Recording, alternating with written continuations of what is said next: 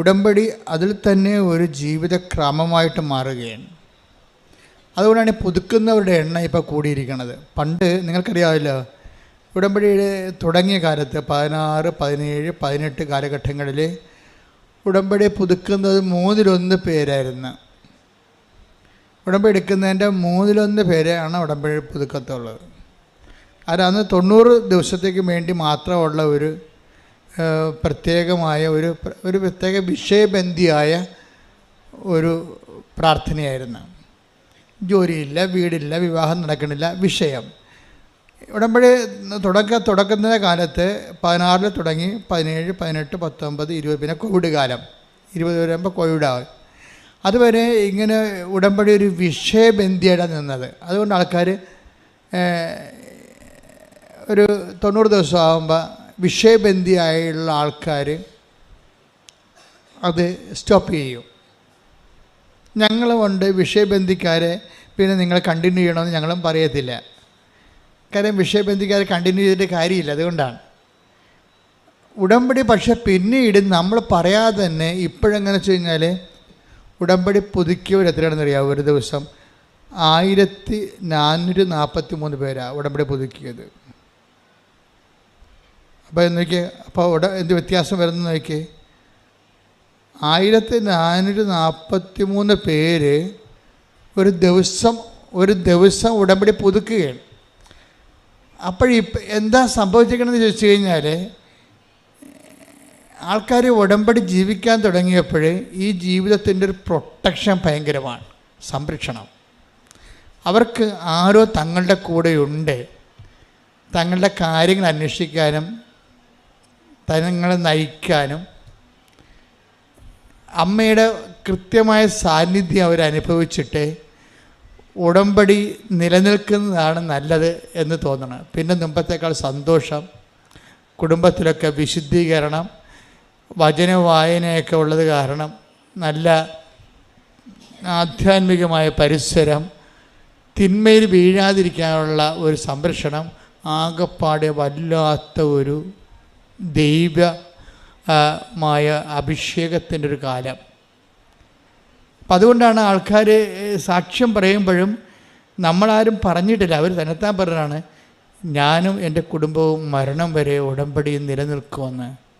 കാര്യത്തിൽ ഉടമ്പടിയുടെ ഒരു സംരക്ഷണവും, അതുപോലെ തന്നെ ഏത് മേഖലയിൽ ചെന്നാലും ഏത് നമുക്ക് സഹായിക്കാൻ പറ്റാത്ത സ്ഥലത്ത് ചെന്നാലും ദൈവത്തിൻ്റെ ഒരു ഇടപെടൽ നമുക്ക് വ്യക്തമാവും. അവിടെ നമുക്ക് ചിലവൊന്നുമില്ല. ആകപ്പാടുള്ള ചിലവെന്ന് പറയണത്, ഉടമ്പടി നമുക്കുള്ള ഒരു ചിലവെന്ന് പറഞ്ഞാൽ എന്താ? വളരെ സൂക്ഷ്മതയുള്ള ഒരു ചിലവെന്ന് പറഞ്ഞാൽ, ഞാൻ നോക്കിയിട്ട് വിശ്വസ്തതയിൽ വെള്ളം ചേരുന്നുണ്ടോ അത് മാത്രം നോക്കിയാൽ മതി, വേറെ ഒന്നുമില്ല. സിമ്പിളാണ്. മൊത്തം ഉടമ്പടി നമ്മൾ പഠിക്കുമ്പോഴും ആൾക്കാരെ എല്ലാ ദിവസവും ഞാൻ കാണുമ്പോഴും എനിക്ക് മനസ്സിലാകണത്, ഉടമ്പടി സിമ്പിളായിട്ട് കൈകാര്യം ചെയ്യാം.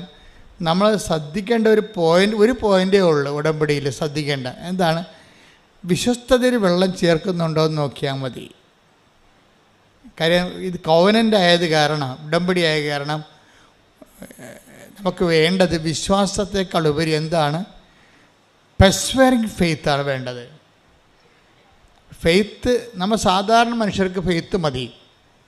ഉടമ്പടിയിൽ വേണ്ടത് പെർസ്വേറിങ് ഫെയ്ത്താണ്. എന്ന് വെച്ച് കഴിഞ്ഞാൽ ഇങ്ങനെ പിന്തുടർന്ന് നിലനിൽക്കുന്ന ഫെയ്ത്താണ്.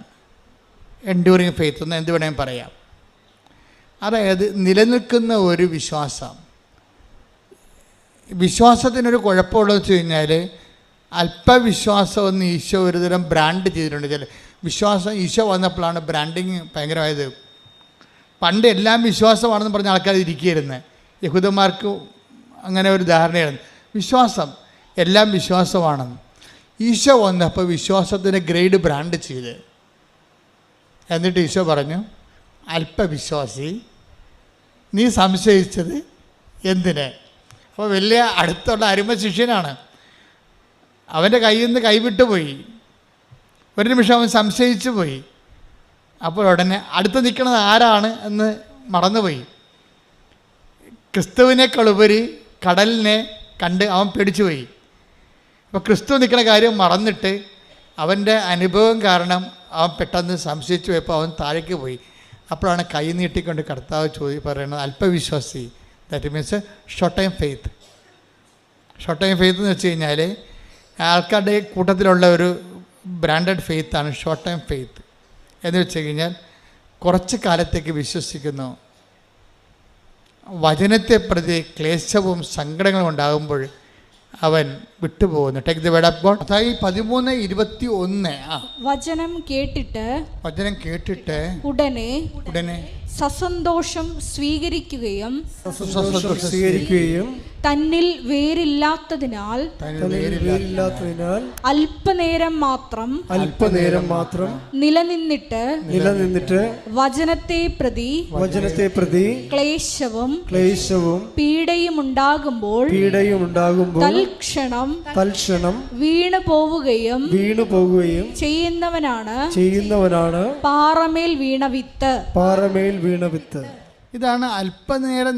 എന്താണ് അല്പവിശ്വാസി എന്ന് വെച്ച് കഴിഞ്ഞാൽ ഇത് കണക്ട് ചെയ്യണത് പത്രോസിൻ്റെ കടലിൽ മുങ്ങിത്താഴുന്നതുമായിട്ട് ബന്ധപ്പെട്ടതാണ്. കാര്യം ഈശോ എന്താ പറഞ്ഞത്? പ്രഭു, പത്രോസ് പറഞ്ഞു കടലിലെ മീതെ ഈശോയെ കണ്ടപ്പോൾ പത്രോസ് പറഞ്ഞു, പ്രഭു അങ്ങാണെങ്കിലേ എന്നെ കൂടി അങ്ങയുടെ അടുക്കിലേക്ക് വരാൻ അനുവദിക്കുവിൻ. അപ്പോൾ ഈശോ എന്താ പറഞ്ഞു? വരൂ എന്ന് പറഞ്ഞു. അതാണ് വചനം. അപ്പോൾ ആ വരൂ എന്ന് പറഞ്ഞ വചനത്തിലാണ് വിശ്വസിക്കേണ്ടത്. അതിന് പക്ഷേ പത്രോസിന് ആ വരൂ എന്ന വചനം മറന്നുപോയി. പക്ഷെ വചനത്തെ പ്രതി അതിനെ ഈ വരൂ എന്ന് പറഞ്ഞിട്ട് കാര്യമില്ല, അതിനെ പ്രതിയുള്ള കുറച്ച് ക്ലേശങ്ങളുണ്ട്.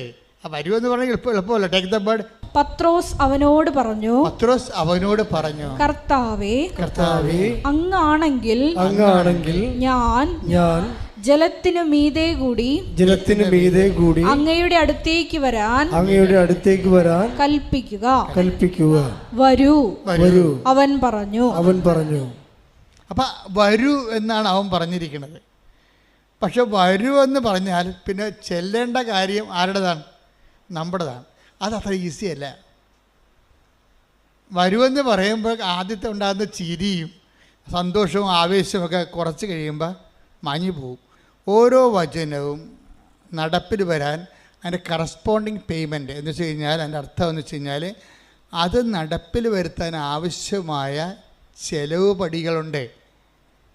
മനസ്സിലായി? അല്ലാതെ നമ്മൾ വിശ്വസിക്കണമെന്ന് പറഞ്ഞാൽ ദൈവം ഏക്കത്തില്ല. ദൈവം നമ്മുടെ ഒരു വിശ്വാസവും ടെസ്റ്റ് ചെയ്യാതെ എടുക്കത്തില്ല. ഈ കളികളെ കൃത്യമായിട്ട് മനസ്സിലായില്ലെങ്കിൽ നമ്മുടെ ഈ പാരമ്പര്യ വിശ്വാസം കൊണ്ടിരിക്കും, ഒരു പണിയും നടക്കത്തില്ല. ദൈവത്തിൻ്റെ സ്വഭാവം നമ്മൾ എന്ത് കാലെ പിടിച്ച് പറഞ്ഞാലും ദൈവം പറയും, ഓക്കെ പറയണതെല്ലാം ഞാൻ കേട്ടു, പക്ഷേ ടെസ്റ്റ് ചെയ്യാനുണ്ട്. എല്ലാം പത്രോസിനെ വരെ പറയും ടെസ്റ്റ് ചെയ്യാനുണ്ട്. നീ പറയണ കാര്യം സത്യമാണോ എന്ന് എനിക്ക് ടെസ്റ്റ് ചെയ്യണമെന്ന് പറയും. അതുകൊണ്ട് വരുമെന്ന് പറയും. പിന്നെ വരുമെന്ന് പറയുമ്പോൾ നമ്മൾ കുണുങ്ങി ചാടി അങ്ങോട്ട് ചെല്ലും. കുറച്ച് കഴിയുമ്പോൾ ടെസ്റ്റ് വരും. എന്താണ്? പത്രോസ് കടലിൽ നോക്കും, കാലും നനയും. അപ്പോൾ താഴേക്ക് കർത്താവിനെ മാറ്റിയിട്ട് കടലിലേക്ക് നോക്കുമ്പോൾ യു എന്ന് അങ്ങോട്ട് എടുക്കും. അതായത് കർത്താവിനെ നോക്കിപ്പോയ ആളാണ് പെട്ടെന്ന് പകച്ചു പോകും. ഈ പെട്ടെന്ന് പകച്ചു പോണതല്ല, പെട്ടെന്ന് പകച്ചു പോണ അനുഭവങ്ങൾ ദൈവം തരും. മനസ്സിലായില്ലേ? അത് നമ്മളെപ്പോഴും ശ്രദ്ധിക്കണം. പെട്ടെന്ന് പകച്ചു പോണതല്ല, പെട്ടെന്ന് നമുക്ക് പകച്ചു പോകുന്ന രീതിയിലുള്ള അനുഭവങ്ങൾ ദൈവം തരും. ഇപ്പോൾ ഭർത്താവിൻ്റെ കള്ളുകുടി മാറാൻ പ്രാർത്ഥിച്ച്, അല്ലെങ്കിൽ അയാളുടെ സംശയ രോഗം മാറാൻ വേണ്ടി പ്രാർത്ഥിച്ചു. അപ്പോൾ 2 ദിവസം അയാളുടെ സംശയം മാറി. അപ്പോൾ ദൈവമേ ഉടമ്പടി ഏറ്റ്, നേരത്തെ പോകേണ്ടതായിരുന്നു എന്നൊക്കെ പറയും. കുറച്ച് കഴിയുമ്പോൾ അയാൾക്ക് പണ്ട് പത്രക്കാരനെ മാത്രമേ സംശയം ഉണ്ടായിരുന്നുള്ളൂ, ഇപ്പോൾ ഇൻസ്റ്റാൾമെൻറ്റുകാരനെ കൂടി സംശയമായി. അതാണ് പ്രശ്നം. ഒരാഴ്ച പുള്ളിക്ക് കുഴപ്പമൊന്നുമില്ലായിരുന്നു, പത്രക്കാരനെ മാത്രമേ പുള്ളിക്ക് പണ്ട് സംശയം ഉണ്ടായിരുന്നു. ഉടമ്പടി എടുത്തപ്പോൾ ഇൻസ്റ്റാൾമെൻറ്റുകാരനെ കൂടി സംശയമായി. പകച്ചു പോയി നമ്മൾ പെട്ടെന്ന്. അപ്പോൾ എന്ത് ചെയ്യും? ഇനിയിപ്പോൾ നീലത്തിരി കത്തിച്ചിട്ട് എന്ത് കാര്യം, പച്ചത്തിരി കത്തിച്ചിട്ട് എന്ത് കാര്യം? കണ്ട സംഭവത്തിൽ പേയ്മെൻറ്റ് വിരണം കണ്ടില്ലേ? ഇതിൻ്റെ ഉടമ്പടി വഴികളിലുള്ള പേയ്മെൻറ്റ് നോക്കണം. അത് ഇതിനകത്ത് നമ്മൾ എന്ത് വിശ്വസിക്കണമെന്ന് പറഞ്ഞാലും നമ്മുടെ അപ്പനേക്കും അമ്മയേക്കും മക്കളും എല്ലാവരും ഏക്കും, പക്ഷേ ദൈവം മാത്രം ഏക്കത്തില്ല. ടെസ്റ്റ് ഉണ്ടെന്ന് പറയും. ഇത് ടെസ്റ്റ് എന്ന് പറഞ്ഞ വിശ്വാസമാണോ? ഇത് മരണം വരെ ടെസ്റ്റുകളുണ്ടാകും. അതാണ് ഈശോ പറഞ്ഞ പ്രലോഭനങ്ങൾ ഉണ്ടാവേണ്ടതാണ്. 18:7 എടുത്ത് മത്തായി സുവിശേഷം ശ്രദ്ധിക്കട്ടെ. ഹല്ലേലൂയ ഹല്ലേലൂയ ഹല്ലേലൂയ യേശുവേ നന്ദി, യേശുവേ സ്തുതി. ഹല്ലേലൂയ ഹല്ലേലൂയ ഹല്ലേലൂയ.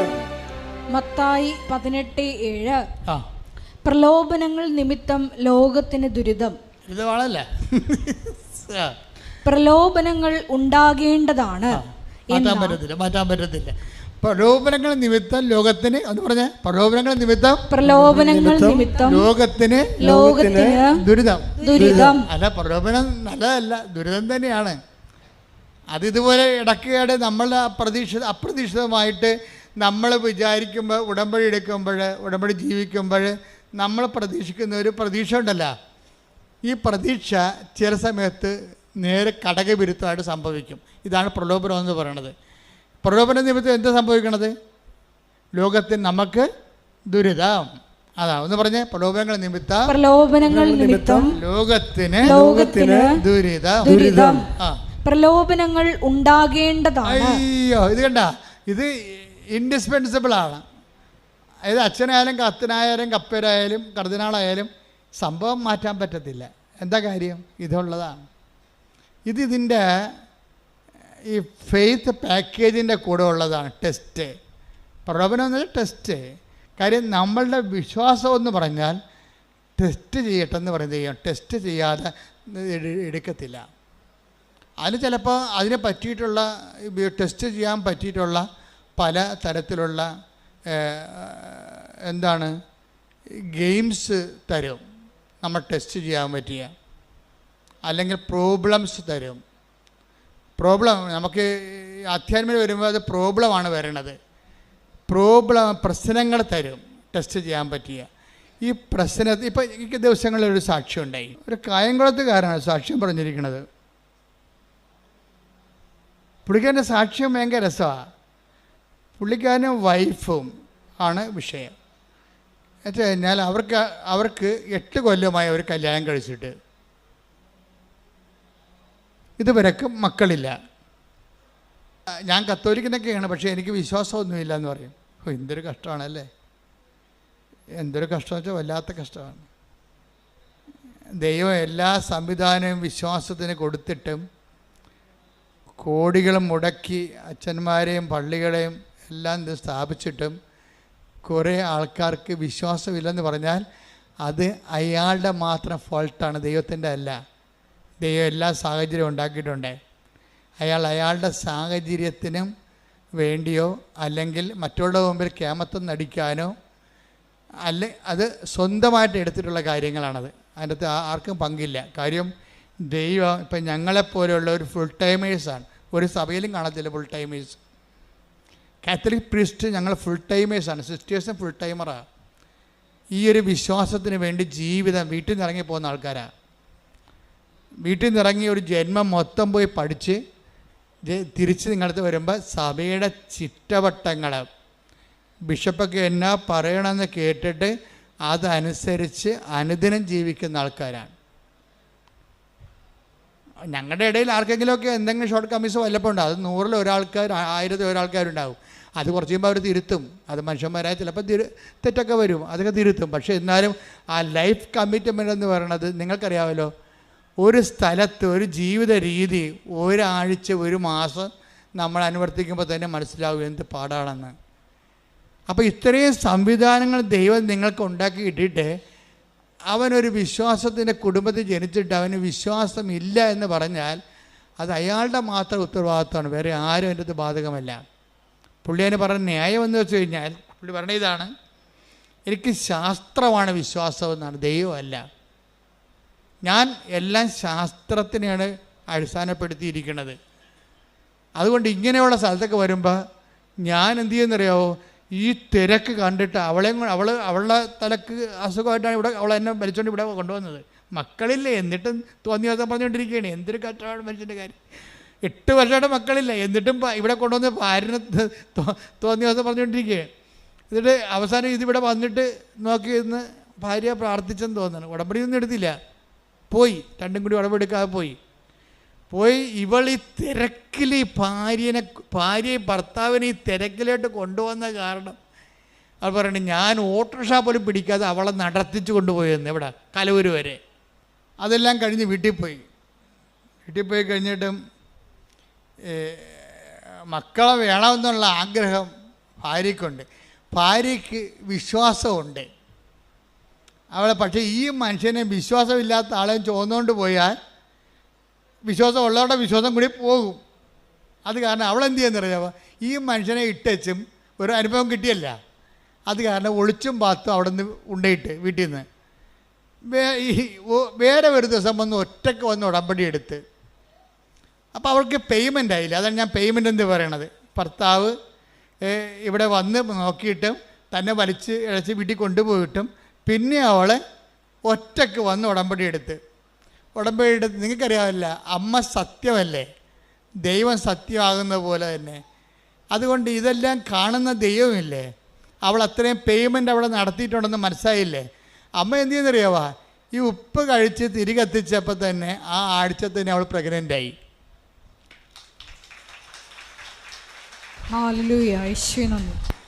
ആഴ്ച പ്രഗ്നൻ്റായി. അപ്പം ഭർത്താവിന് വിശ്വാസമായി. കാര്യം എന്താണ്, ഇയാൾ ശാസ്ത്രം പറഞ്ഞിരുന്നിട്ട് IVF പല പരിപാടിയൊക്കെ ചെയ്തില്ല അങ്ങേര്, എന്നിട്ട് ഒന്നും നടന്നില്ലല്ലോ. അവസാനം ഇവിടെ അമ്മയടുത്ത് വന്നപ്പോൾ ഒറ്റ വരവിന് ഒരാഴ്ച കൊണ്ട് തന്നെ അവൾ പ്രഗ്നൻ്റായി. ആ കുട്ടിയെ കിട്ടിയപ്പോൾ തന്നെ അയാൾക്ക് ഭയങ്കര സന്തോഷമായി. കാര്യം അയാളുടെ ശാസ്ത്രം അവിടെ പരാജയപ്പെട്ട കാരണം അയാൾ വിശ്വാസത്തിലേക്ക് വന്ന്.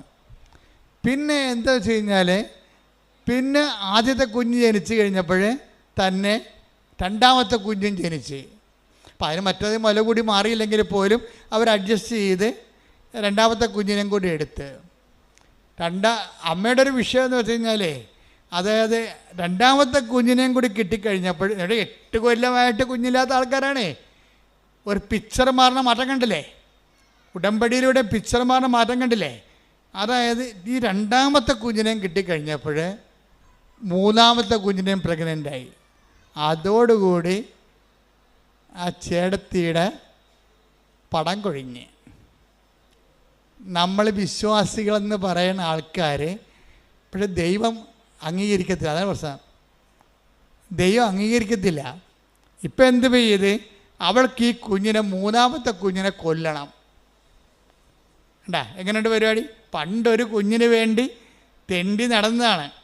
ഇപ്പം മൂന്നാമത്തെ കുഞ്ഞിനെ കണ്ടപ്പോൾ ഭർത്താവിൻ്റെ അടുത്ത് വന്ന് രാത്രിയും പകലും ഇവൾ നിലവിളിക്കുകയാണ്. എന്തിനാണ്, നമുക്കിതിനെ അബോർട്ട് ചെയ്ത് കളയാം, നമുക്കിതിനെ അബോർട്ട് ചെയ്ത് കളയാം. എന്താണ്ട് കാര്യം, ഒരു കുഞ്ഞിനെ എങ്ങനെയാണ് കൊല്ലണേടി, നീ എന്താ ഇങ്ങനെ പറയണത്. അപ്പോൾ അയാൾക്ക് വിശ്വാസം ഇല്ലെന്ന് പറഞ്ഞെങ്കിലും ഇപ്പം വിശ്വാസം കിട്ടിയപ്പോൾ അയാൾക്ക് സത്യസന്ധമായ വിശ്വാസം കിട്ടി. അയാൾ പറയണത് കൊലപാതകമല്ലേ ഇവൾ പറയണത്. വെച്ചാൽ നമുക്ക് എന്തെങ്കിലും കിട്ടുമ്പോൾ നമുക്കൊരാശ്വാസം സന്തോഷം ഉണ്ടാകുമ്പോൾ വിശ്വാസമുണ്ട്. ആ വിശ്വാസത്തിന് വേണ്ടി നമ്മൾ വില കൊടുക്കേണ്ടി വരികയാണെങ്കിൽ, അയ്യോ എൻ്റെ 5 പൈസ ഇല്ലെന്ന് പറയും, ഞാൻ ചെയ്യത്തില്ല, നമുക്ക് വേണ്ടെന്ന് പറയും. കണ്ട, ഇത് ഇങ്ങനെയൊക്കെയുള്ള കള്ള വിശ്വാസങ്ങൾ ആൾക്കാർക്കുണ്ട്. അതാണ് വിശ്വാസത്തിൻ്റെ ഗ്രേഡ് തിരിക്കണതിൻ്റെ കാര്യം. വലിയ വിശ്വാസം, ചെറിയ വിശ്വാസം എന്നൊക്കെ ഈശോ പറയത്തില്ലേ. അതിൻ്റെ കാര്യം അല്പവിശ്വാസമുണ്ട്, ചെറിയ വിശ്വാസമുണ്ട്, വലിയ വിശ്വാസമുണ്ട്. അപ്പോൾ ഈ വിശ്വാസത്തിന് പേയ്മെൻറ്റ് കൊടുക്കണ അനുസരിച്ചാണ് വിശ്വാസം വലുതാകണത്. ദൈവം എപ്പോഴും നോക്കണത് വലിയ വിശ്വാസം എന്നാണ് പറയണതെന്നുണ്ടെങ്കിലും അതെന്താ ട്രൂ ഫെയ്ത്ത് എന്നാണ് ഉദ്ദേശിക്കുന്നത്. സത്യവിശ്വാസം എന്ന് വെച്ചാൽ ടെസ്റ്റഡ് ഫെയ്ത്താണ് സത്യവിശ്വാസം, അന്ന് കള്ളൻ അല്ല. ഇപ്പം ഇവൾക്ക് വിശ്വാസം ഒരു ടെസ്റ്റ് കൊടുത്തിരിക്കുകയാണ്.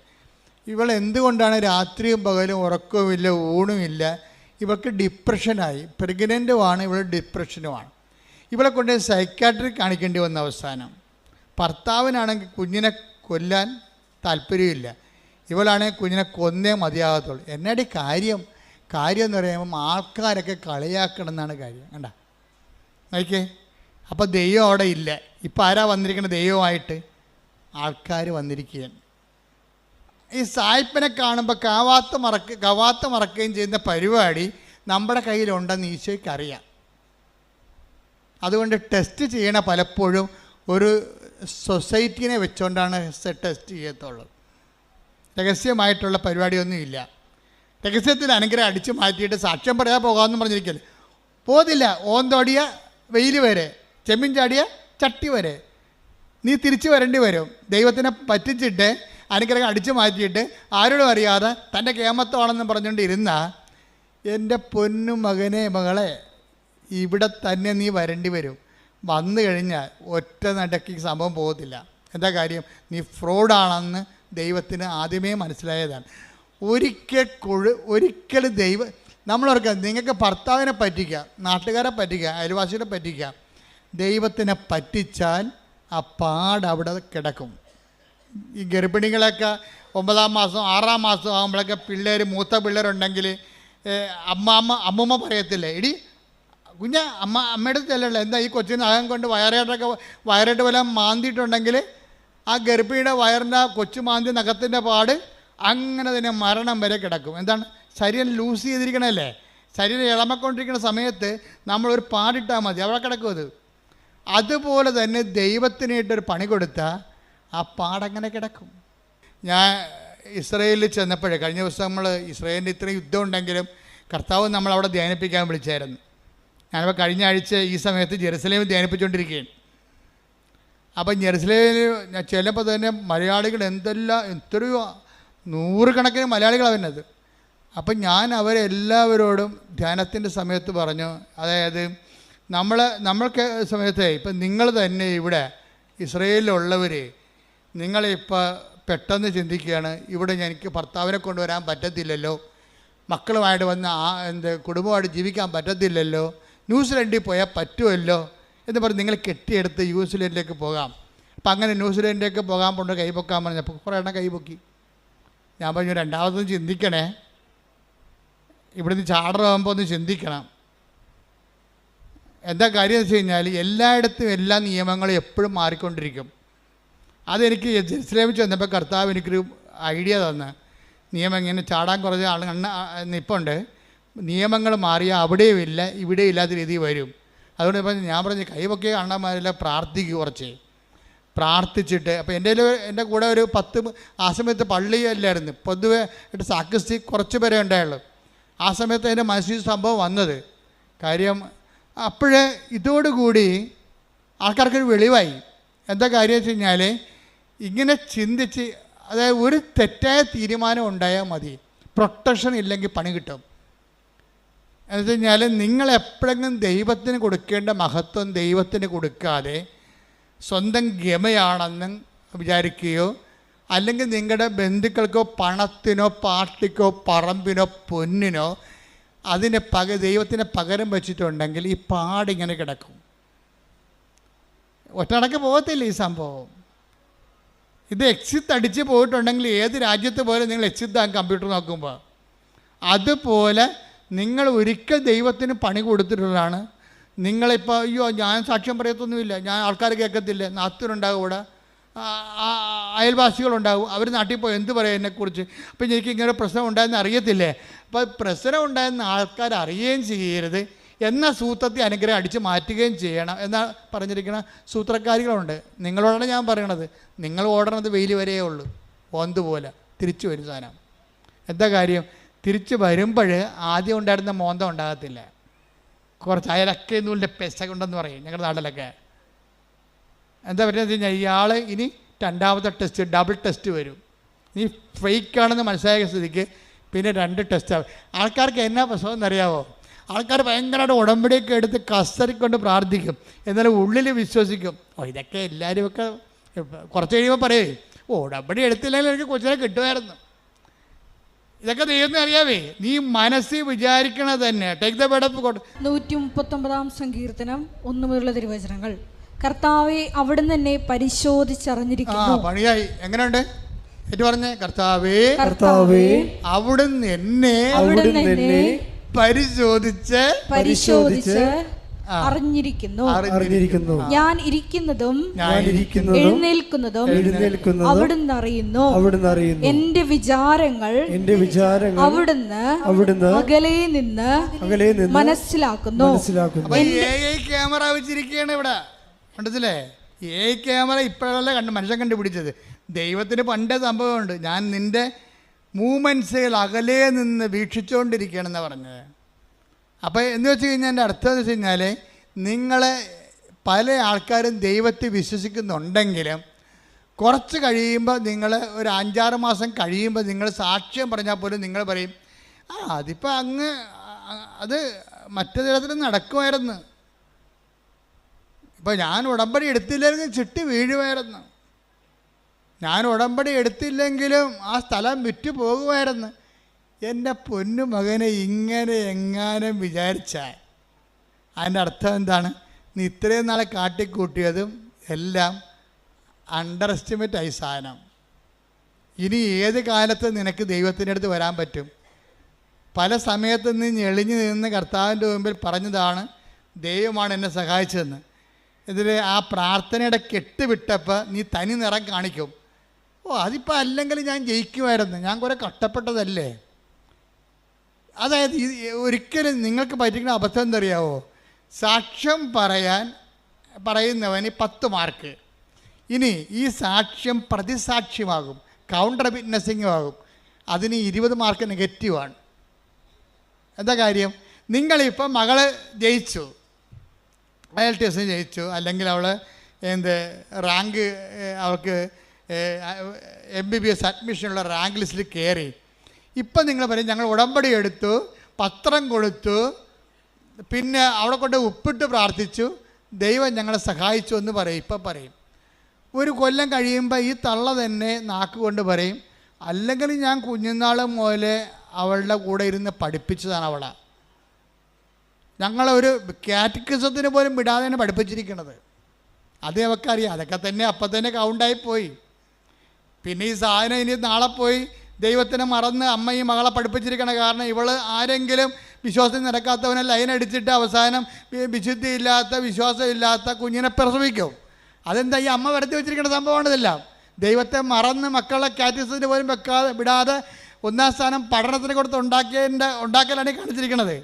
ഒന്നും ഉറങ്ങിയാൽ നേരം വിളിക്കത്തില്ല. ദൈവത്തിൻ്റെ മുമ്പിലാണ് നിങ്ങൾ കളിക്കണമെങ്കിൽ നിങ്ങളെപ്പോഴും വിചാരിക്കണം എന്താണ്? ദൈവം ഉണ്ടായിക്കൊള്ളാം, ദൈവത്തെ അങ്ങനെ ഉള്ളിൻ്റെ ഉള്ളിൽ വേറെ ഒരു ചിന്തയുണ്ട് ആൾക്കാർക്ക്. ഇത്രയും നാൾ ഞാൻ കണ്ട ആൾക്കാർക്കെല്ലാം അവർക്ക് ഒരു പ്രൈമറി ആയിട്ട് നമ്മളെയൊക്കെ ബോധ്യപ്പെടുത്താൻ വേണ്ടിയുള്ള ഒരു മനുഷ്യൻ, നമ്മളെയൊക്കെ ബോധ്യപ്പെടുത്താൻ വേണ്ടി വിശ്വാസത്തിൻ്റെ ഒരു കച്ച കെട്ടിയ ഒരു മനുഷ്യൻ, ഒരു വിശ്വാസത്തിന് മുഖം മൂടി അണിഞ്ഞൊരു മനുഷ്യൻ.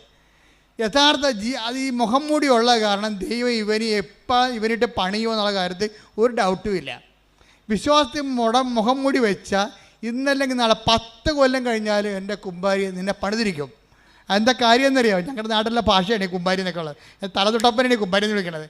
അത് വെച്ച് കഴിഞ്ഞാൽ നീ ഇന്ന് ദൈവത്തിന് കൊടുക്കേണ്ട മഹത്വം ഇപ്പം കൊടുത്തിട്ട് കുറച്ച് കഴിയുമ്പോൾ എടുത്ത് വകമാറ്റി ചെലവഴിച്ച് കഴിഞ്ഞാൽ നീ അടയാളപ്പെടുത്തും ദൈവത്തിൻ്റെ മുമ്പിലേ. എന്താ കാര്യം? പിന്നെ ആത്മവികാരങ്ങൾ വരും. ഈ സാക്ഷ്യം പറയാത്തവരോ സാക്ഷ്യത്തിൽ നിലനിൽക്കാത്തവരോ സാക്ഷ്യം പറഞ്ഞതിന് ശേഷം 6 മാസം കഴിയുമ്പോൾ പിന്നെ അത് അല്ലെങ്കിൽ നടക്കുമായിരുന്നു എന്ന് പറയുന്ന ആൾക്കാരില്ല. അവരാണ് ഏറ്റവും അപകടകാരികൾ. സാക്ഷ്യമെല്ലാം പറഞ്ഞ് ഉറപ്പിച്ചതിന് ശേഷം 6 മാസം കഴിയുമ്പോൾ തന്നെത്താൻ ചിന്തിരിക്കുകയാണ്, അല്ലെങ്കിലും ആ സ്ഥലം വിറ്റ് മാറുമായിരുന്നു. അവിടെ ബസ് സ്റ്റാൻഡ് വന്നതൊന്നും നമ്മളറിഞ്ഞില്ലല്ല, റിയൽ എസ്റ്റേറ്റുകാർ അറിഞ്ഞ്. അപ്പോൾ അതുകൊണ്ട് ബസ് സ്റ്റാൻഡ് വന്ന കാരണം സ്ഥലത്തിന് വില കൂടണ കാരണം നമ്മുടെ സ്ഥലം നേരത്തെ അറിയാത്ത നമ്മുടെ കയ്യിൽ നിന്ന് അടിച്ചു മാറ്റിയതായിരുന്നു. ആ സ്ഥലം ഇന്ന് നമ്മുടെ കയ്യിൽ ഉണ്ടായിരുന്നെങ്കിൽ എത്ര ലക്ഷം രൂപ കിട്ടിയാലും അപ്പോൾ എന്ത് വരും? അന്ന് നിനക്ക് ജപ്തി നടപടിയിൽ നിന്ന് രക്ഷിച്ച ദൈവം ഇപ്പം ഞൊട്ടേണ്ടി വരണം. എന്താ കാര്യം? ദൈവം നിന്നോട് എന്താ അപരാധം ചെയ്ത പോലെയാണ് ഇപ്പം നീ പറയണത്. ആ സ്ഥലം വിറ്റുപോയത് ഇപ്പോൾ 6 മാസം ഇപ്പോഴാണ് ബസ് സ്റ്റാൻഡ് വന്നത്. നമുക്ക് ഈ ബസ് സ്റ്റാൻഡ് വന്ന കാര്യം പണ്ടേ റിയൽ എസ്റ്റേറ്റുകാർക്ക് അറിയാമായിരുന്നു. അതുകൊണ്ടാണ് അവന്മാർ വന്നിട്ട് പറഞ്ഞ വിലക്ക് സ്ഥലം എടുത്തിരിക്കണത്. നമുക്കറിയാൻ പോലെ അതുകൊണ്ട് നമ്മുടെ സ്ഥലം പോയി. ഓക്കെ, ദൈവത്തിന് ഒരുക്കി കൊടുത്ത മഹത്വം ജപ്തി നടപടിയിൽ നിന്ന് ഒഴിവാക്കിയതിന് ഇപ്പം നീ ബസ് സ്റ്റാൻഡ് വന്ന് നീ കൊടുത്ത സ്ഥലത്ത് വില കൂടിയപ്പോൾ നീ മാറ്റി ചിന്തിക്കാൻ തുടങ്ങി. ഇതാണ് കൗണ്ടർ വിറ്റ്നസിങ് എന്ന് പറയുന്നത്. ഇതൊക്കെ നിനക്കറിയാം. ഒരു ചിന്ത നിൻ്റെ ഉള്ളിൽ വരുന്നുമ്പോൾ തന്നെ അത് ഞാൻ അറിയുന്നു. എൻ്റെ ദൈവവേദന നിങ്ങൾ തീക്കട്ടയിൽ ഉറുമ്പരിക്കരുത്. എന്താ പ്രശ്നം വെച്ച് കഴിഞ്ഞാൽ ആദ്യമേ തന്നെ ഉടമ്പടി എടുക്കുമ്പോൾ തന്നെ ദൈവമായിട്ടൊരു ഉടമ്പടി ചെയ്യണം. എന്താ കാര്യം? ദൈവത്തിന് കൊടുക്കേണ്ട മഹത്വം പറഞ്ഞേ. ദൈവത്തിന് കൊടുക്കേണ്ട മഹത്വം മനുഷ്യനോ മൃഗങ്ങൾക്കോ കൊടുക്കാതെ എന്റെ മരണം വരെ ദൈവത്തിന് മാത്രമേ കൊടുക്കൂ. അപ്പൊ ഈ മേഖലയിലെ കോളം കൃത്യമായിട്ട് പൂരിപ്പിച്ച പിന്നെ കുറച്ച് ആശ്വാസമായി. എന്താ കാര്യം? ഇനി നമുക്ക് പ്രശ്നമില്ല. നമ്മൾ ദൈവമായിട്ട് വിശ്വസ്തത എന്നുള്ള വിഷയത്തിൻ്റെ ഭാഗമായിട്ട് വരുന്ന പഠനങ്ങളാണിത്. ഉടമ്പടി എടുത്തതിന് ശേഷം, സാക്ഷ്യം പറഞ്ഞതിന് ശേഷം, പിന്നെ 6 മാസം കഴിയുമ്പോൾ സാക്ഷ്യം മറിച്ച് ചിന്തിക്കുമ്പോൾ അവിശ്വസ്തതയാണ് അവിടെ വരണത്. അപ്പോൾ അത് വിശ്വസ്തതയിൽ ഉടമ്പടിയുടെ കാര്യത്തിൽ വിശ്വസ്തത മരണം വരെയാണ് വരണത്.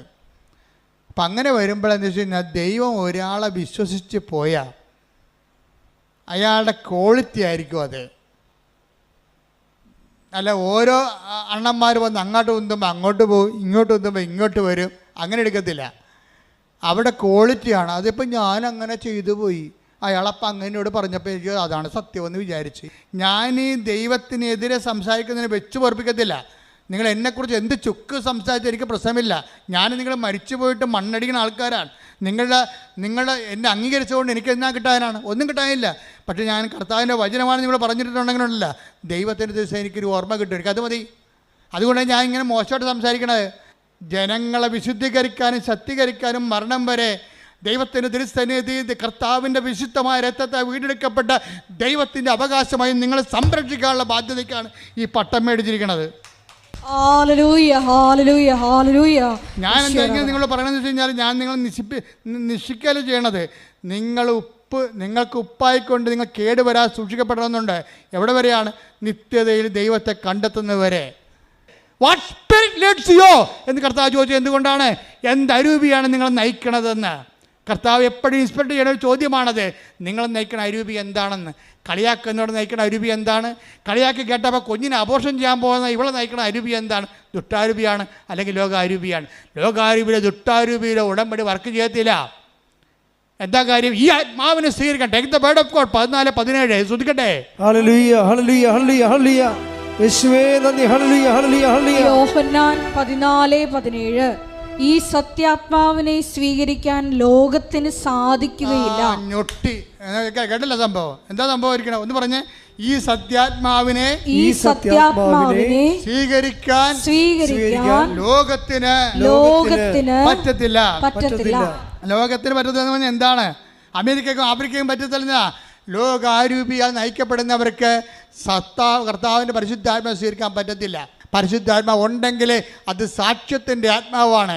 കർത്താവിൻ്റെ മനുഷ്യരുടെ മുമ്പിൽ എന്നെ ഏറ്റുപറയുന്നവനെ 10:32 എടുത്ത് 10:32 മനുഷ്യരുടെ മുമ്പിൽ എന്നെ ഏറ്റുപറയുന്നവനെ എന്റെ സ്വർഗ്ഗസ്ഥനായ പിതാവിന്റെ മുമ്പിൽ ഞാനും ഏറ്റുപറയും. അപ്പൊ ഏറ്റുപറയുന്ന ആത്മാവ് എന്താണ്? പരിശുദ്ധാത്മാവാണ്. കർത്താവിൻ്റെ പരിശുദ്ധാത്മാവിന് ഏറ്റുപറയാത്തൊരു ആത്മാവാണ് നിനക്കുള്ളതെങ്കിൽ അത് ലോകത്തിൻ്റെ ആത്മാവാണ്. ലോകത്തിൻ്റെ ആത്മാവിൻ്റെ ആരാധ്യ പുരുഷൻ ആരാണ്? നീയോ അല്ലെങ്കിൽ നീ ആരാധിക്കുന്ന വ്യക്തികളോ സമൂഹമോ ആയിരിക്കും. നിന്റെ കർത്താവായ ദൈവം ഞാനാകുന്നു, ഞാനല്ലാതെ മറ്റൊരു ദൈവം നിനക്കുണ്ടാവരുമെന്ന് പറയുമ്പോൾ ഈ മറ്റൊരു ദൈവത്തിൻ്റെ ഉള്ളിൽ ഈ മറ്റു മനുഷ്യരും സമൂഹം ഉണ്ടാകുന്നുണ്ട്, അതിൽ പാർട്ടി ഉണ്ടാകുന്നുണ്ട്, അതിൽ നിന്റെ സുഹൃത്തുക്കൾ ഉണ്ടാകുന്നുണ്ട്, നിൻ്റെ കൂട്ടുകാരുണ്ടായിരുന്നു. അവരെന്ത് വിചാരിക്കുന്ന നാട്ടുകാരെന്ത് പറയുമെന്ന് നീ പറയുന്നുണ്ടെങ്കിൽ എൻ്റെ ദൈവ പൈതലെ നീ ജീവിക്കുന്നത് ലോകാരൂപിയാലാണ്. ലോകാരൂപിയെ നയിക്കപ്പെടുന്നവർക്ക് ദൈവത്തിൻ്റെ ആത്മാവിനെ സ്വീകരിക്കാൻ സാധ്യമല്ലെന്നാണ് 14:17 പറയുന്നുണ്ടെങ്കിൽ ആരാണ് ദൈവത്തിൻ്റെ ആത്മാവ് നയിക്കപ്പെടുന്നത്? അത് റോമ 8:14 എടുത്ത് ശ്രദ്ധിക്കട്ടെ. ഹല്ലേലൂയ ഹല്ലേലൂയ ഹല്ലേലൂയ ഹല്ലേലൂയ യേശുവേ നന്ദി. ഹല്ലേലൂയ ഹല്ലേലൂയ ഹല്ലേലൂയ. റോമ 8:14 ദൈവാത്മാവിനാൽ പറഞ്ഞ ദൈവാത്മാവിനാൽ നയിക്കപ്പെടുന്നവരെല്ലാം ദൈവത്തിന്റെ പുത്രന്മാരാണ്. ഒന്നിന് പറയുക, ദൈവാത്മാവിനാൽ നയിക്കപ്പെടുന്നവരെല്ലാം ദൈവത്തിന്റെ പുത്രന്മാരാണ്. എന്റെ ദൈവ പൈതലിനുള്ളത് അധികാരമാണ്, ദൈവ പൈതലിനുള്ളത് ശക്തിയാണ്. ശക്തിയും അധികാരം ലഭിക്കുമ്പോഴാണ് ഇങ്ങനെയുള്ള തിന്മകളുടെ മേൽ നമുക്ക് ആധിപത്യം ഉണ്ടാകാൻ പറ്റുന്നത്. അപ്പം നമ്മുടെ ഉടമ്പടിയുടെ ആത്യന്തികമായ ലക്ഷ്യമെന്താണ്? ദൈവാത്മാവ് നയിക്കപ്പെടുക, ദൈവത്തിൻ്റെ മക്കളാകുക, ദൈവത്തിൻ്റെ മക്കളായിക്കൊണ്ട് ദൈവമക്കളുടെ അധികാരം നേടുക, കഴിവ് നേടുക. അതല്ലേ യോഹന്നാൻ 1:12 എടുത്ത് ശ്രുതികടലിയ യേശുവേ നന്ദി. ഹല്ലേലൂയ ഹല്ലേലൂയ ഹല്ലേലൂയ. യോഹന്നാൻ 1:12 തന്നെ സ്വീകരിച്ചവർക്കെല്ലാം തന്റെ നാമത്തിൽ വിശ്വസിക്കുന്നവർക്കെല്ലാം ദൈവമക്കളാകാൻ അവൻ കഴിവ് നൽകി. ആ വചനം യോഹന്നാൻ 1:12 എന്താ പറയണത്?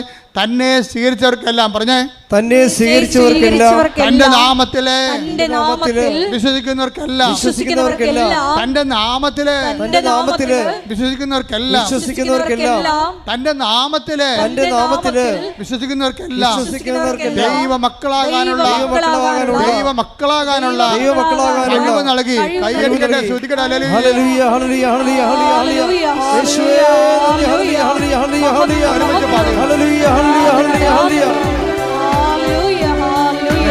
നേരവും ആരാധനയും സ്തുതിയും പുകഴ്ചയും ഉണ്ടായിരിക്കട്ടെ. എൻ്റെ ദൈവത്തിലെ ഇതുപോലെ ഓരോ പ്രോബ്ലങ്ങള് സോൾവ് ചെയ്താണ് നമ്മൾ ദൈവമക്കളുടെ കഴിവ് നേടുന്നത്. മനസ്സിലായില്ലേ? എന്താ പറഞ്ഞിരിക്കണത്? യോഹന്നാൻ 2:12 എന്താ 1:12 എന്താ പറയണത്? തന്റെ നാമത്തിൽ, പറഞ്ഞേ, തന്റെ നാമത്തിൽ വിശ്വസിക്കുന്നവർക്കെല്ലാം ദൈവമക്കളാകാനുള്ള കഴിവ് നൽകി. തന്റെ നാമത്തിൽ വിശ്വസിക്കുക എന്ന് പറഞ്ഞാൽ എന്താ അർത്ഥം? നമ്മളെ വിശ്വാസം എന്ന് പറയും. വിശ്വാസം എന്ന് പറഞ്ഞാൽ എന്തെങ്കിലും വിശ്വാസം അല്ലല്ലോ. ദൈവവിശ്വാസം എന്ന് പറഞ്ഞാലും ക്രിസ്ത്യ വിശ്വാസത്തിൽ വരുമ്പോൾ ഒറ്റ വിശ്വാസമേ ഉള്ളൂ. ക്രിസ്ത്യ വിശ്വാസം എന്ന് പറയുമ്പോൾ റാൻഡമായിട്ട് ഇങ്ങനെ ജനറലായിട്ട് ദൈവത്തെ വിശ്വസിക്കണമല്ല. Very particular and personal. അവർ faith is very particular and personal. എന്താണ്? Our faith is in the name of Jesus Christ. അവൻ്റെ നാമത്തിലാണ് വിശ്വസിക്കുന്നത്. പറഞ്ഞ്, എൻ്റെ വിശ്വാസം അവന്റെ നാമത്തിൽ വിശ്വസിക്കുന്ന എനിക്ക് ദൈവമക്കളാകാനുള്ള കഴിവ് നൽകുന്ന നല്ല പിതാവേ, നന്ദി പറയുന്നു, എനിക്ക് സ്തോത്രം ചെയ്യുന്നു, ആരാധിക്കുന്നു.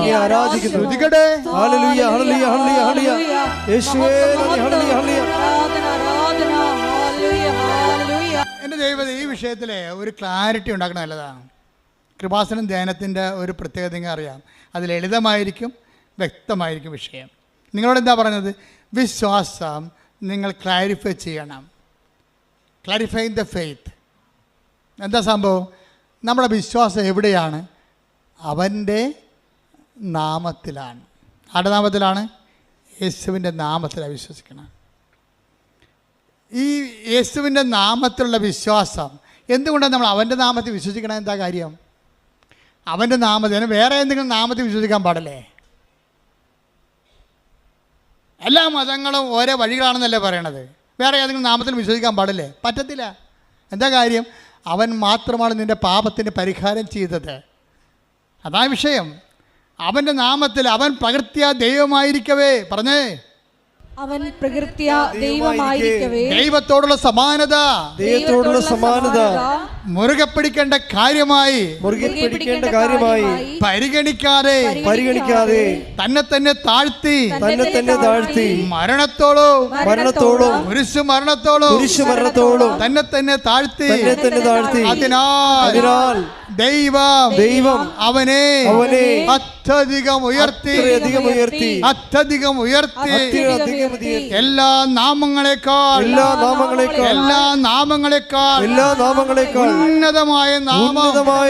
ഉന്നതമായ നാമം കൈയെടുക്കട്ടെ. യേശുവേ ആരാധനയും സ്തുതിയും പുകഴ്ചയും ഉണ്ടായിരിക്കട്ടെ. അതാണ് പൗലോസ് പറയണത്, ഞാൻ ആശ്രയം വച്ചിരിക്കുന്നത് ആരിലാണെന്ന് എനിക്കറിയാം. എന്താണ്? എല്ലാ നാമങ്ങളെക്കാൾ ഉന്നതമായ നാമത്തിലാണ്.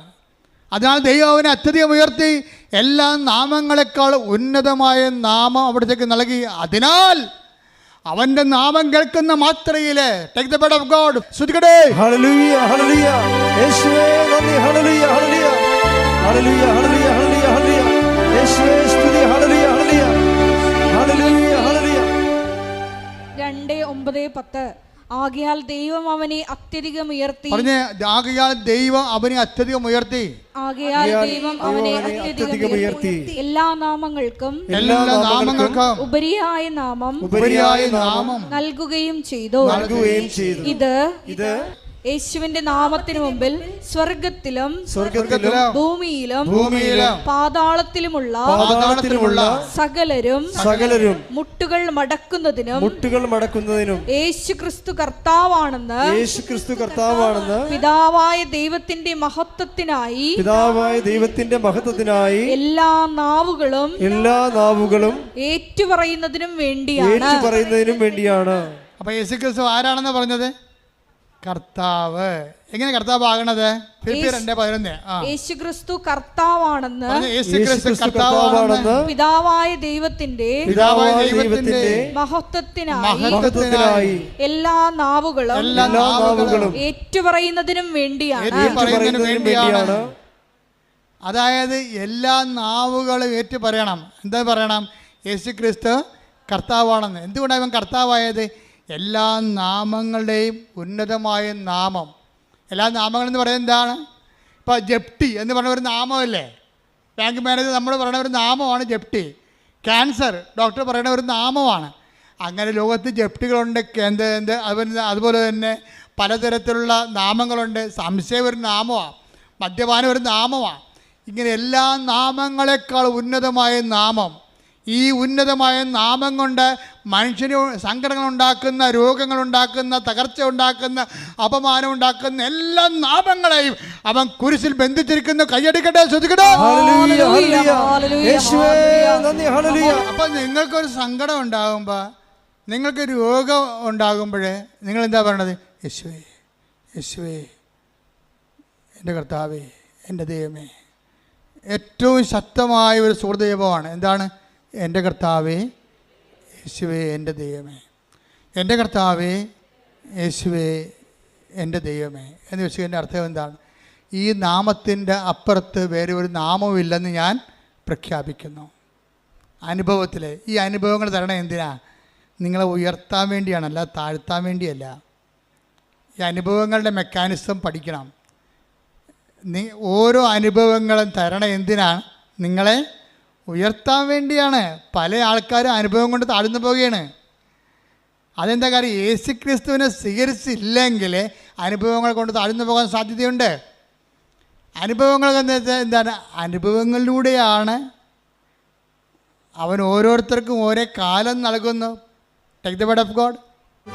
അപ്പോസ്തലപ്രവർത്തനങ്ങൾ 17:26 ഭൂമുഖം മുഴുവൻ വ്യാപിച്ചു വസിക്കാൻ വേണ്ടി അവിടുന്ന് ഒരുവനിൽ നിന്ന് എല്ലാ ജനപദങ്ങളെയും സൃഷ്ടിച്ചു. അവർക്ക് വിഭിന്ന കാലങ്ങളും വാസഭൂമികളും നിശ്ചയിച്ചു കൊടുത്തു. ഇത് അവർ ദൈവത്തെ അന്വേഷിക്കുന്നതിനും ഒരുപക്ഷേ അനുഭവത്തിലൂടെ അവിടുത്തെ കണ്ടെത്തുന്നതിനും വേണ്ടിയാണ്. അപ്പോൾ ഓരോ പ്രശ്നം ഉണ്ടാകണേ എന്തിനാണ്? ദൈവത്തെ അന്വേഷിക്കാനാണ്, അല്ല പിശാചിനെ അന്വേഷിക്കാനല്ല. ഓരോ അനുഭവങ്ങൾ ഉണ്ടാകുമ്പോൾ ദൈവത്തെ അറിയാൻ പാടില്ലാത്തവർ ആഭിചാക്കാരെയും കുട്ടിച്ചാത്തിനൊക്കെ അന്വേഷിക്കും. എന്താ കാരണം? ദൈവത്തെ അറിയത്തില്ല. ഓരോ അനുഭവങ്ങൾ ഉണ്ടാകണേ എന്തിനാണ്? ഓരോ സങ്കടങ്ങളും പ്രശ്നങ്ങളും ഉണ്ടാകണേ എന്തിനാണ്? നിങ്ങൾ അത് ദൈവത്തെ അന്വേഷിക്കാനും അന്വേഷിച്ച് അവിടുത്തെ കണ്ടെത്താനും വേണ്ടിയാണ്. പക്ഷേ ദൈവത്തെ അറിയാൻ പാടില്ലാത്തവർ പല പല ക്രിയകൾ ചെയ്തുകൊണ്ട് നടക്കും. അതുകൊണ്ടാണ് ബൈബിൾ പറയണത്, നിങ്ങൾ ദൈവത്തെ അന്വേഷിക്കണത് എന്താണ്? അന്വേഷിച്ചെത്തുമ്പോൾ നിങ്ങൾ എന്താ മനസ്സിലാകണത്? യേശു കർത്താവാണെന്ന് പ്രഖ്യാപിക്കും. നിങ്ങൾ എന്താ കാര്യം? എല്ലാ നാമങ്ങളെക്കാൾ ഉന്നതമായ നാമമുള്ളവനാണ് കർത്താവ്. അങ്ങനെ യേശു കർത്താവാണെന്ന് എന്ത് ചെയ്യണം? അധരം കൊണ്ടേറ്റ് പറയണം. മനസ്സിലായില്ലേ? ദൈവവനെ മരിച്ചവർ ഉയർപ്പിച്ചെന്ന് ഹൃദയത്തിലെ വിശ്വസിക്കണം. അപ്പോഴാണ് രക്ഷ ക്രിസ്തുവിനെ പ്രാപിക്കുന്നത്. മനസ്സിലായില്ലേ? ക്രിസ്തുവിനെ ഓരോ വിഷയത്തിൽ പ്രാപിക്കാൻ പറ്റും. നിങ്ങളുടെ ജീവിത മണ്ഡലങ്ങളെ പ്രാപിച്ചാൽ അതിനെ ബ്ലെസ്സിങ് എന്ന് പറയും. ക്രിസ്തുവിനെ നിങ്ങളുടെ ശരീരത്തിൽ പ്രാപിച്ചാൽ അതിനെ ഹീലിംഗ് എന്ന് പറയും. ക്രിസ്തുവിനെ നിങ്ങൾ ആത്മാവിൽ പ്രാപിച്ചാൽ അതിനെ നിത്യരക്ഷയ്ക്ക് വേണ്ടിയുള്ള കൃപയെന്ന് പറയും. കാര്യം എന്താണ്? ക്രിസ്തു എല്ലാമാണ്, എല്ലാവരിലുമാണ്. കൊളോസ്യസ് 3:11 കൈയടിച്ച് സ്തുതിക്കട്ടെ. ഹല്ലേലൂയ, ഹല്ലേലൂയ, ഹല്ലേലൂയ, ഹല്ലേലൂയ, ഹല്ലേലൂയ. യേശുവേ നന്ദി. ഹല്ലേലൂയ, ഹല്ലേലൂയ, ഹല്ലേലൂയ, ഹല്ലേലൂയ. കൊളോസ്യോസ് 3:11 ക്രിസ്തു എല്ലാമാണ്, ക്രിസ്തു എല്ലാമാണ്, ക്രിസ്തു എല്ലാമാണ്, എല്ലാവരിലുമാണ്, എല്ലാവരിലുമാണ്. അപ്പോൾ ഇവിടുത്തെ കാത്തലിക്സ് അല്ലാത്തവരും ക്രിസ്ത്യൻസ് അല്ലാത്തവരും ഒന്നും വിഷമിക്കേണ്ട കാര്യമില്ല. നിങ്ങളുടെ കണ്ണീരിൻ്റെ കാലത്ത് നിങ്ങൾ കർത്താവിനെയാണ് വിളിക്കണത്. എല്ലാ വിഷയത്തിൻ്റെയും നാമത്തിൻ്റെയും അതിനാഥനായ കർത്താവിനെ വിളിക്കണമെന്നുണ്ടെങ്കിൽ അത് സത്യസന്ധമായിരിക്കണമെന്ന് മാത്രമേ ഉള്ളൂ.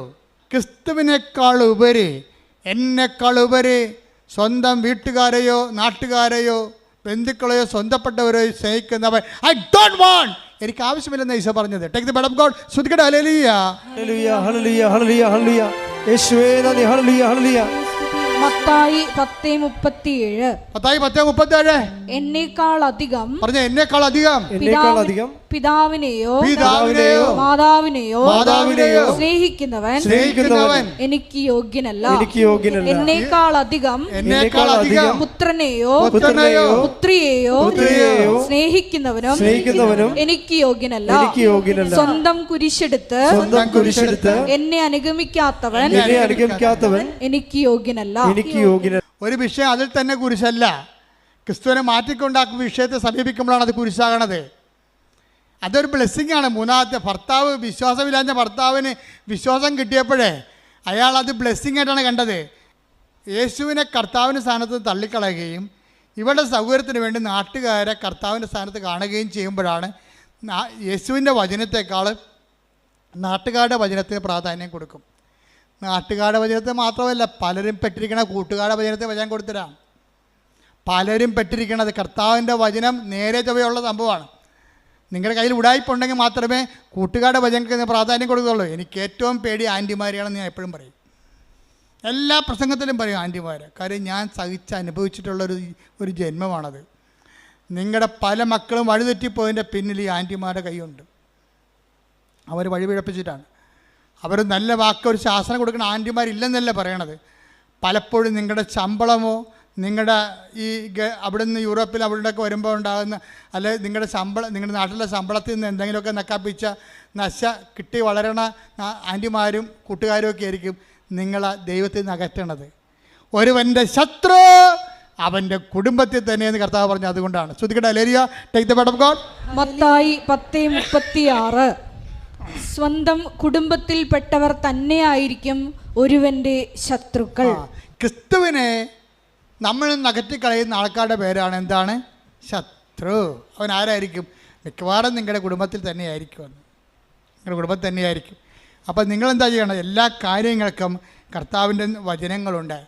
ഇല്ലെങ്കിൽ അതിൻ്റെ സത്യാവസ്ഥ ആ ഒരു സാഹചര്യത്തിൽ നിങ്ങൾ എന്താണ് ചെയ്യേണ്ടതെന്ന് പറയാൻ വേണ്ടി ഞങ്ങളെപ്പോലുള്ളവർ അഭിഷേകം ചെയ്ത് വെച്ചിട്ടുണ്ട്. ഇപ്പോൾ 2 ഉടമ്പടിയൊക്കെ കഴിഞ്ഞിട്ട് 1 ഉടമ്പടി കഴിഞ്ഞിട്ടുമ്പോൾ ചില ആൾക്കാർ പോകത്തില്ല. പ്രാർത്ഥിച്ച് വിട്ടാലും പോകത്തില്ല. നിനക്കിടിയാണ്. ഞാൻ പറഞ്ഞു എന്തടി? അച്ഛാ അതെ, ഇത് അവസാനത്തെ പരീക്ഷ, ഞാൻ എഴുതണ വേണ്ടെന്നൊന്ന് പറയണം. ഞാൻ 5 എഴുതി, കാശിത്രയും പോയി, 47,000 രൂപ അല്ല 4 ലക്ഷം രൂപ പോയി. ഇനി ഒരു പരീക്ഷ കൂടിയാണ്, കാശിയും വിട്ട് തരത്തില്ല, ഞാൻ എഴുതണ വേണ്ടെന്ന് പറയണം. അപ്പോൾ ഞാൻ അവർക്ക് തട്ടുതടിച്ച് പറഞ്ഞു നീ എഴുതടി എന്ന് പറയും. എന്താ കാര്യം? അത് അധികാരമാണ്. ഞാനത് പറയണത് എന്താണ്? കർത്താവിലാണ് പറയണത്. പിന്നെ എൻ്റെ റിസ്ക് ആർക്കാണ്? കർത്താവിലാണ്. ഞാനും അവളും കർത്താവിൽ വിശ്വസിക്കുന്നു. അപ്പോൾ കർത്താവ് തീർച്ചയായിട്ടും അധികാരം എന്ന് പറയാം. അപ്പോൾ ദൈവമക്കൾക്കുള്ള അധികാരം എന്ന് പറയുന്നത് മക്കളെ ഇനിയുള്ള കാര്യങ്ങളുടെയും കരിസ്മാറ്റിക് കാലങ്ങളിൽ നമുക്കുണ്ടായിരുന്നത്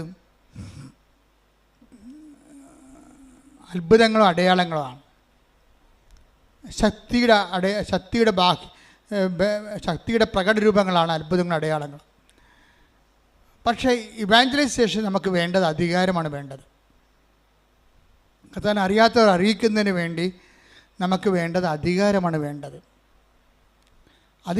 എപ്പോഴും നിങ്ങൾ ഈ പത്രം കൊടുക്കാൻ പോകുമ്പോൾ ശ്രദ്ധിക്കണം. അത്ഭുതങ്ങളും അടയാളങ്ങളും പത്രത്തിലൊക്കെ ഉണ്ടെങ്കിലും നിങ്ങളുടെ അധികാരപൂർണമായിട്ടുള്ള വർത്തമാനമായിരിക്കും അവരെ വിശ്വാസത്തിലേക്ക് നയിക്കുന്നത്. എന്താ പറയണത്?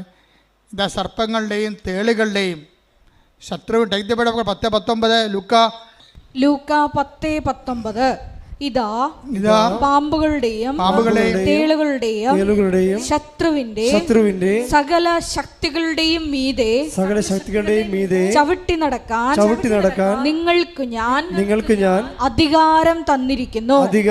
ഒന്നും നിങ്ങളെ ഉപദ്രവിക്കുകയില്ല.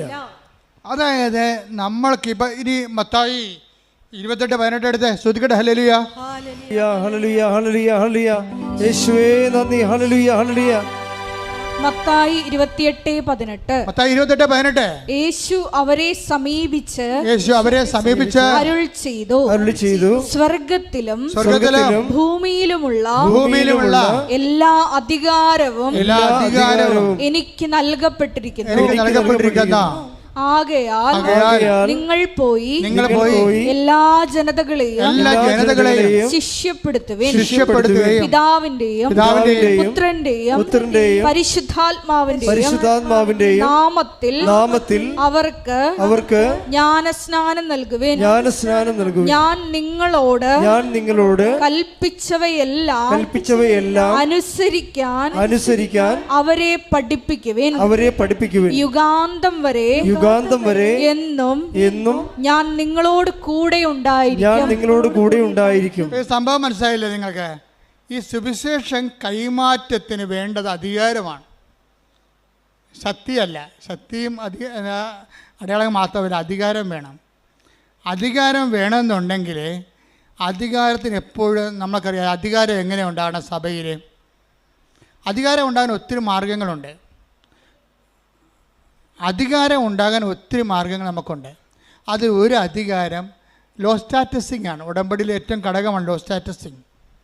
എന്നുവെച്ചാൽ അതിനാൽ അത്യധികം അവനെ ഉയർത്തി എല്ലാ നാമങ്ങൾക്ക് ഉന്നതമായ നാമം അവിടത്തേക്ക് നൽകി. അവന് നാമം കേൾക്കുമ്പോഴേ താഴെ പാതാളത്തിന് ഭൂസ്വർഗങ്ങളുമുള്ള എല്ലാ ജീവജാലങ്ങളും മുഴങ്കാൽ മടക്കേണ്ടിയിരിക്കുന്നു. അധികാരത്തിന് ശക്തി അതാണ്. അധികാരമെന്ന് പറയുമ്പോൾ അധികാരമുള്ളവർക്ക് മാത്രമേ സുവിശേഷ വേല ചെയ്യാൻ പറ്റത്തുള്ളൂ. അതുകൊണ്ട് നിങ്ങൾ പത്രം കൊടുക്കുന്നവർ കർത്താവെ സുവിശേഷ ചൈതന്യത്തിൻ്റെ അധികാരം തരാൻ പ്രാർത്ഥിക്കണം. കാരണം നിങ്ങൾ പോണ തേളുകളുടെയും പാമ്പുകളുടെയും ശത്രുവിൻ്റെ സകല ശക്തികളുടെ നേർക്കാണ് പോണത്. നിങ്ങൾ പറയും അച്ഛന് കാശുണ്ടാക്കാനാണത്. നിങ്ങൾക്ക് എന്ത് കാര്യം? നിങ്ങൾക്ക് വിദ്യാഭ്യാസമില്ലേ? നിങ്ങൾക്ക് പത്രം നടക്കേണ്ട കാര്യമുണ്ട്. ഇതാ ശത്രുക്കളുടെയും തേളുകളുടെയും ശത്രുവിൻ്റെ പിശാചിൻ്റെ എല്ലാ ശക്തികളുടെ അടുത്തേക്കാണ് നിങ്ങൾ പോണത്.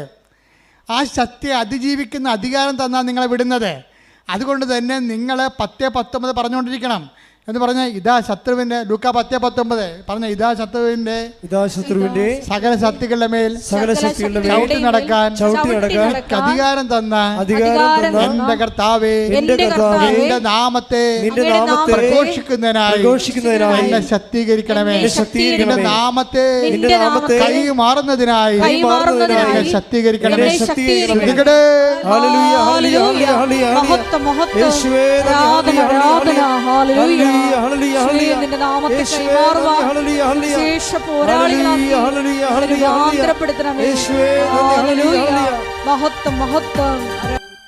അതാ ഉടമ്പടിയിലാണ് മത്തായിയുടെ സുവിശേഷം അവസാനിക്കണത്. മത്തായിയുടെ സുവിശേഷം 18 എടുത്ത് 28-18 അങ്ങോട്ട് വായിച്ചൊന്നുകൂടി. അവരെ സമീപിച്ച് അരുൾ ചെയ്തു, സ്വർഗത്തിലും ഭൂമിയിലുമുള്ള എല്ലാ അധികാരവും എനിക്ക് നൽകപ്പെട്ടിരിക്കുന്നു. അടുത്ത വാചനം. ആകയാൽ നിങ്ങൾ പോയി എല്ലാ ജനതകളെയും ശിഷ്യപ്പെടുത്തുവിൻ.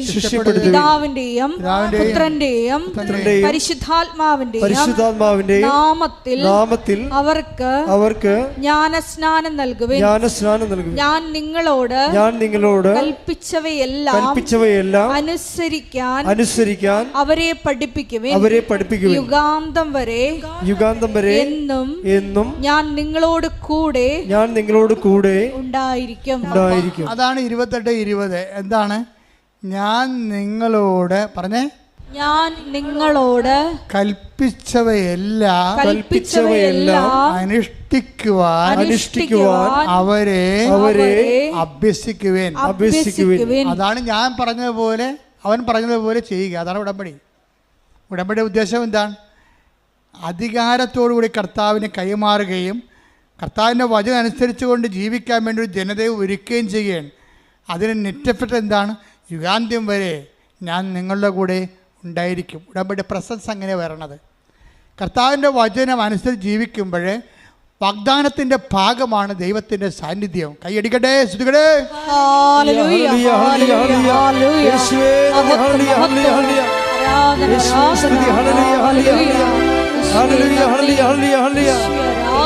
ഭർത്താവ് ഇപ്പം എന്ത് ചെയ്യുന്നറിയാമോ? ഇവളെ അറിയിക്കാതെ, പണ്ട് ഇവള് ഭർത്താവിനെ അറിയിക്കാതെയാണ് ഒന്ന് ഉടമ്പടി എടുത്തത്. ഇപ്പോൾ ഭർത്താവ് ചിരിക്കണത് എന്താണ്? ഇവള് കുഞ്ഞിനെ കൊല്ലാൻ നടക്കണ കാരണം, അവൾ ഡിപ്രഷൻ അടിച്ചിരിക്കണ കാരണം ഭർത്താവ് അവളറിയിക്കാതെ വന്ന് സ്വന്തമായിട്ട് ഉടമ്പടി എടുത്ത്. ഒരു സ്റ്റോറി പോണ പോക്ക് കണ്ടില്ലേ? എന്ത് രസമാണ് കേൾക്കാൻ.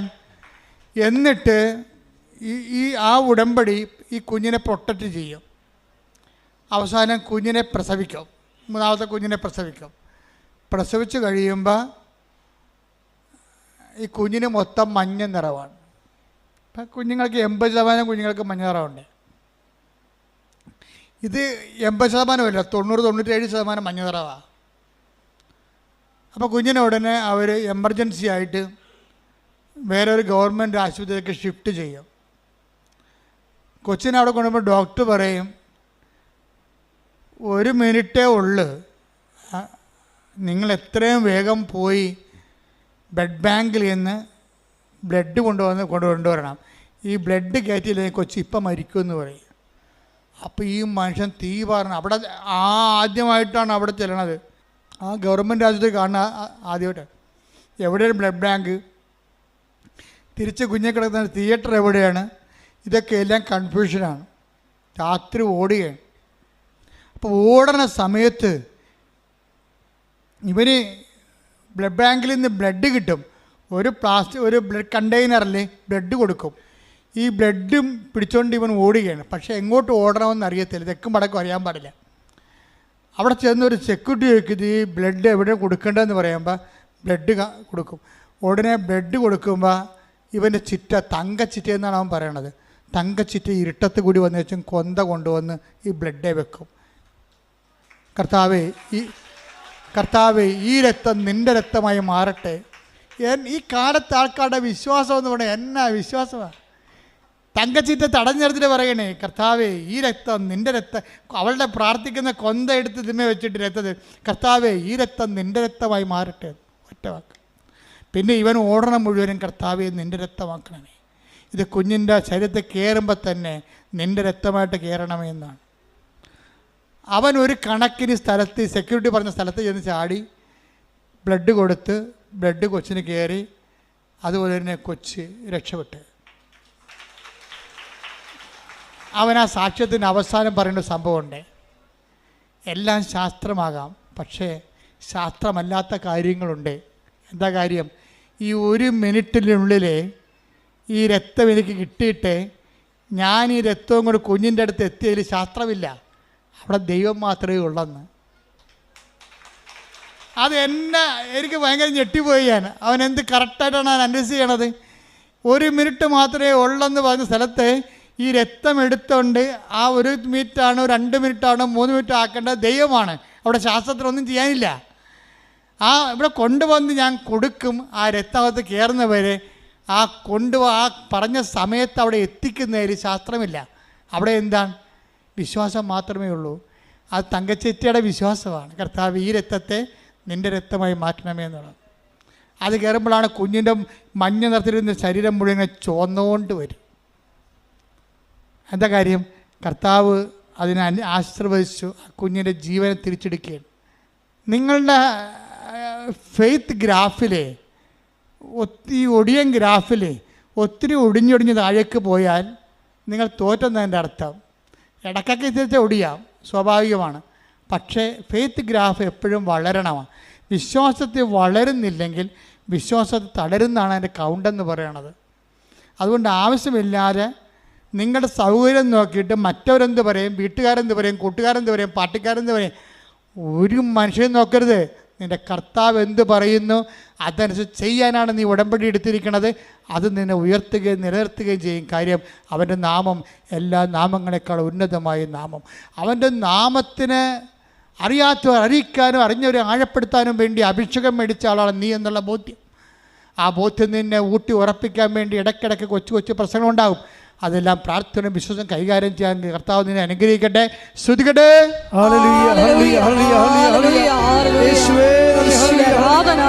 ജീവിതത്തിലെ എല്ലാ പ്രതിസന്ധി ഘട്ടങ്ങളിലും നീയാണ് കർത്താവെന്ന്. ഗുരുതരമായ രോഗമുള്ളിടത്ത് കൈവെക്കാം. കർത്താവിൻ്റെ നാമത്തിൽ പ്രാർത്ഥിക്കാൻ പോകുന്നു. തലവേദനയുള്ളവരെ നെറ്റി കൈവെക്കണം. ഉദരരോഗമുള്ളവരെ വയറിൽ കൈവെക്കണം. കരരോഗമുള്ളവർ നെഞ്ചിൻ്റെ കൂടിനെ കൈവെക്കണം. ഹൃദ്രോഗമുള്ളവർ ഇടനെഞ്ചിന് കൈവെക്കണം. ടോൺസൈറ്റ് തൈറോയ്ഡ് രോഗികൾ തൊണ്ടയിൽ കൈവെക്കണം.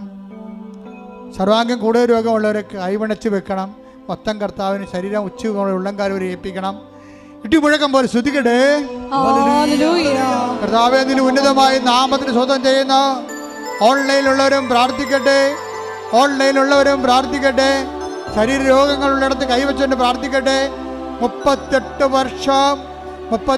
വർഷം അർപ്പിച്ച കുർബാനയുടെ യോഗ്യതയാൽ കൃപാസന അൾത്താരെ സമയ ഘടികാരം നെഞ്ചിൽ ചാർത്ത് ജീവനോടെ പ്രത്യക്ഷപ്പെട്ട പരിശുദ്ധ അമ്മയുടെ മാധ്യസ്ഥത്തിലെ യേശുവിൻ്റെ നാമത്തിലെ, യേശു കർത്താവിൻ്റെ നാമത്തിലെ മാരക രോഗങ്ങൾ, തീരാവേദികൾ, ജീവിത ദുരിതങ്ങൾ, ജീവിത തടസ്സങ്ങൾ, ജോലിയില്ലാത്ത അവസ്ഥകൾ, വിസ കിട്ടാത്ത അവസ്ഥകൾ, സാമ്പത്തിക തകർച്ചകൾ, വീടില്ലാത്ത അവസ്ഥകൾ, സ്ഥലമില്ലാത്ത അവസ്ഥകൾ, സമാധാനമില്ലാത്ത അവസ്ഥകൾ, അകന്നുപോയ ഭാര്യ ഭർത്താക്കന്മാർ, മക്കളില്ലാത്തവർ, സാമ്പത്തിക തകർച്ച വന്നുപോയവർ, കടത്തിലായിപ്പോയവർ, ജപ്തിയായിപ്പോയവർ, മാരക രോഗികൾ, ജീവിതത്തിൻ്റെ സർവമണ്ഡലങ്ങൾ യേശുവിന്റെ നാമത്തിൽ സൗഖ്യം പ്രാപിക്കട്ടെ, വിടുതൽ പ്രാപിക്കട്ടെ. മഹത്വം മഹത്വം, നന്ദി, ഏറ്റവും ഫലപ്രദമായി പ്രാർത്ഥിക്കാൻ പറ്റിയ സമയമാണ് ഈ ആരാധന സമയം. അമ്മയുടെ മധ്യസ്ഥതയിൽ നിങ്ങളുടെ സങ്കടങ്ങളെ, രോഗങ്ങളെ, തടസ്സങ്ങളെ പരിശുദ്ധ അമ്മയ്ക്ക് ഏൽപ്പിക്കുക. ഡേറ്റ് ഇട്ട് ഏൽപ്പിക്കുക.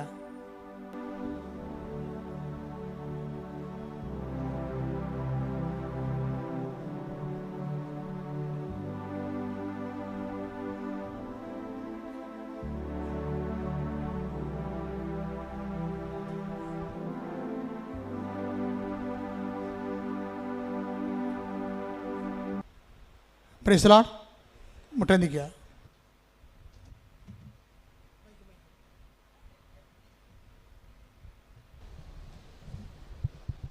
ഒരിക്കൽ കൂടി മരിയൻ ഉടമ്പടിയിൽ സമർപ്പിച്ചിരിക്കുന്ന എല്ലാ വിഷയങ്ങളും ദൈവമാതാവിൻ്റെ മധ്യസ്ഥയിൽ ദിവ്യകാരുണ്യ സന്നിധിയിൽ സമർപ്പിച്ച് ഒരു നിമിഷം നമുക്ക് മൗനമായിട്ട് പ്രാർത്ഥിക്കാം.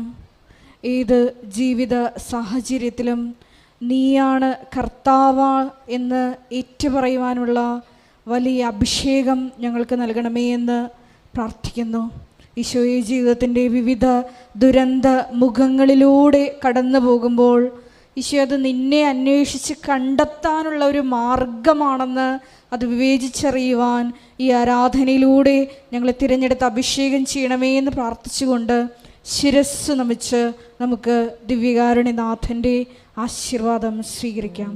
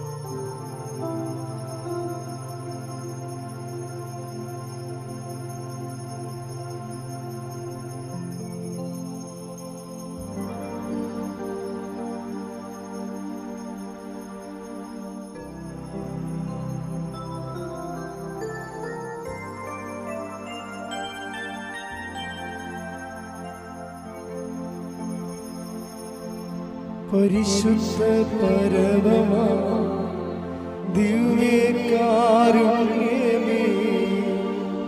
എന്നുമെന്നും അങ്ങേയ്ക്കാരാധന.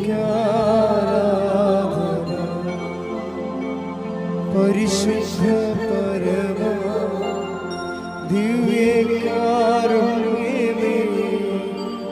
എന്നുമെന്നും അങ്ങേയ്ക്കാരാധന.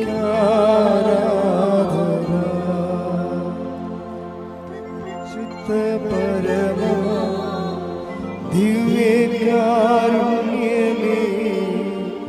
എന്നുമെന്നും അങ്ങേയ്ക്കാരാധന.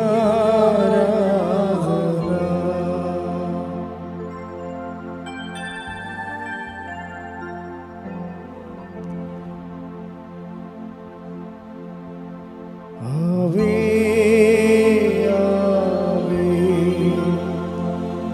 ആവേ മരിയ ആവേ ആവേ ആവേ